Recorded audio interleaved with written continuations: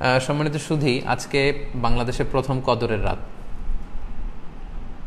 যদিও বাংলাদেশে ২৭ তারিখের রাতটাকে খুব বেশি গুরুত্বের সাথে পালন করে, কিন্তু আসলে রমজানের শেষ দশকের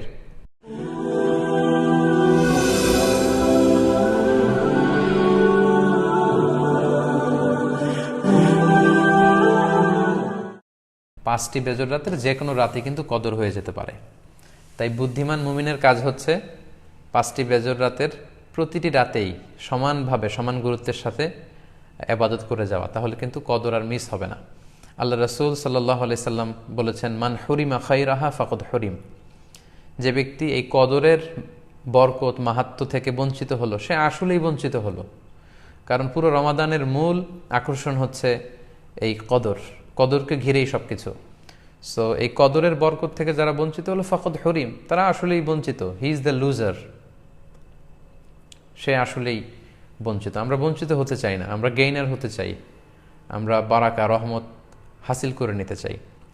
আল্লাহ রাসূল সাল্লাল্লাহু আলাইহি ওয়াসাল্লাম ইরশাদ করেছেন, ফালতামিসু ফিল আশরিল আওয়াখির মিনাল ভিতর। রমজানের শেষ 10 দিনের মানে শেষ দশকের বেজর রাতগুলোতে কদর তালাশ করো।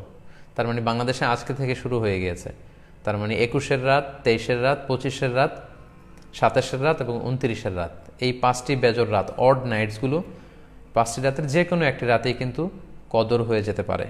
এবং কালামুল্লাহ মাজিদে আল্লাহ তাআলা সূরাতুল কদর নামে একটি সূরা নাজিল করেছেন, যেখানে আল্লাহ বলছেন, লাইলাতুল কদরি খায়রুম মিন আলফি শাহর। কদরের রাত 1000 মাসের চেয়ে সেরা। 1000 মাসে হয় 83 বছর 4 মাস।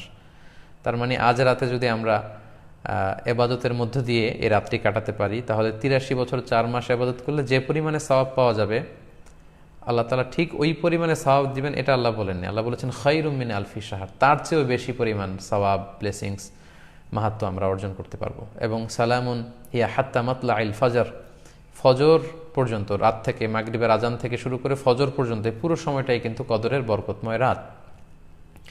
এবং যখন কদরের রাত আসতো, আল্লাহ রাসূল সাল্লাল্লাহু আলাইহি ওয়াসাল্লাম এবাদতে খুব বেশি নিমগ্ন হয়ে পড়তেন। সারা বছরের কখনো রাসূল সাল্লাল্লাহু আলাইহি ওয়াসাল্লাম সারা রাত জেগে এবাদতের কোনো নজির পাওয়া যায় না, শুধু কদরের এই রাতগুলো ছাড়া বা রমজানের শেষ 10 দিনের এই সময়টুকুন ছাড়া। হাদিস শরীফে এসেছে, ইদা জা আল আশরা আহিয়াল লাইলা ওয়া আইকাযা আহলা ওয়া জাদ্দা ওয়া শাদ্দাল মিইসার। রমজানের শেষ দশক যখন আসতো, আল্লাহ রাসূল সাল্লাল্লাহু আলাইহি ওয়াসাল্লাম সারা রাত জেগে ইবাদত করতেন, সারা রাত দাঁড়িয়ে দাঁড়িয়ে তিনি ইবাদত করতেন। ওনার ফ্যামিলি মেম্বার্সের মধ্যে থেকে কেউ ঘুমিয়ে থাকলে তাদেরকে উঠিয়ে দিতেন, এবং তিনি কোমরে গামছা বেঁধে ইবাদতে লেগে পড়তেন। এখানে রূপক অর্থে কোমরে গামছা বেঁধে বোঝানো হচ্ছে মানে ইবাদত করার জন্য তিনি এতই উদ্গ্রীব হয়ে পড়তেন, কখনো বছরের কোনো সময় এতটা উদ্গ্রীবতা রাসূল সাল্লাল্লাহু আলাইহি ওয়াসাল্লামের মধ্যে দেখা যেত না। এবং আল্লাহর হাবিব সাল্লাল্লাহু আলাইহি ওয়াসাল্লাম ইরশাদ করেছেন, মান কামা লাইলাতাল কদরি ঈমানান ওয়া ইহতিসাবা গুফিরা লাহু মা তাকদ্দামা মিন যামবি। যে ব্যক্তি এই কদরের রাতে কিয়ামুল লাইল করবে, আল্লাহ তাআলা তার পূর্বের সব গুনাহ মাফ করে দিবে। তাই কদরের রাতে আপনারা বেশি বেশি কিয়াম করুন, দীর্ঘ সময় দাঁড়িয়ে নফল নামাজ পড়ুন, লম্বা সময় দাঁড়িয়ে থাকুন, লম্বা রুকু করুন, লম্বা সিজদা করুন। কারণ বান্দা যখন সিজদায় লুটিয়ে পড়ে, তখন সে আল্লাহর সবচাইতে কাছে চলে যায়। আল্লাহর হাবিব সাল্লাল্লাহু আলাইহি ওয়াসাল্লাম বলেছেন, আকরাবু মা ইয়াকুনুল আবদু মির রাব্বিহি ওয়া হুয়া সাজিদুন ফাআকসিরু ফিহি দুআ।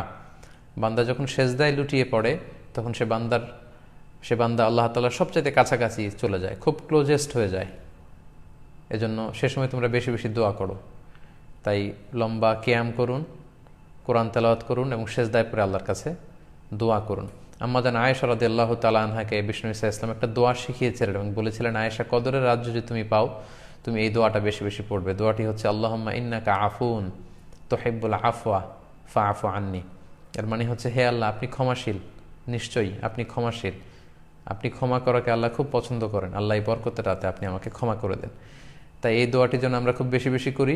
আল্লাহ রাসূল সাল্লাল্লাহু আলাইহি ওয়াসাল্লাম রমাদানের এই শেষ দশকে ইতিকাফ করতেন। প্রতি বছর তিনি ইতিকাফ করেছেন রমজানের শেষ 10 দিন, এবং যে বছর তিনি ইন্তেকাল করবেন সে বছর তিনি 20 দিন ইতিকাফ করেছিলেন। এবং আল্লাহ রাসূল সাল্লাল্লাহু আলাইহি ওয়াসাল্লামের ইন্তেকালের পরে আম্মা জান যারা বেঁচে ছিলেন, ওনারাও মসজিদে নববীতে ওনারা কিন্তু ইতিকাফ করেছেন। সম্মানিত সুধী, যেহেতু বাংলাদেশে আজকে প্রথম কদরের রাত, এজন্য কদরের বারাকা এবং মাহাত্ম্য নিয়ে আমি সামান্য কিছু রিমাইন্ডার আপনাদের সাথে শেয়ার করলাম। আপনারা ইবাদতের মধ্য দিয়ে, কোরআন তেলাওয়াতের মধ্য দিয়ে, কিয়ামুল লাইলের মধ্য দিয়ে, আল্লাহর সাথে সম্পর্ক বৃদ্ধির মধ্য দিয়ে এই রাতটি পালন করুন। গোটা বিশ্বে যেমনি করোনার কারণে গোটা বিশ্ব আজ পর্যদুস্ত, সবাই একটা আতঙ্কের মধ্যে আছে। আসুন আমরা এই কদরের রাতগুলোতে কায়মনোবাক্যে আল্লাহর কাছে দোয়া করে আল্লাহ তাআলা যেন বিপদ থেকে আমাদেরকে মুক্ত করেন। আমি আপনাদের জন্য, সকলের জন্য আন্তরিকভাবে দোয়া করি এবং আপনাদের সকলের কাছে এই কদরের রাতে আন্তরিক দোয়া চাচ্ছি। আল্লাহ তাআলা আপনাদের সবাইকে ভালো রাখুক, সুস্থ রাখুক, ঈমানের সাথে রাখুক। এখানেই আজকের লাইভ প্রোগ্রামটি আমরা শেষ করতে যাচ্ছি। আমরা কাফারাতুল মাজলিস পরে আলোচনার ইতি ঘটাচ্ছি। সুবহানাকাল্লাহুম্মা বিহামদিকা আশহাদু আল্লা ইলাহা ইল্লা আনতা আস্তাগফিরুকা ওয়া আতুবু ইলাইক। ওয়াসসালামু আলাইকুম ওয়া রাহমাতুল্লাহি ওয়া বারাকাতুহু।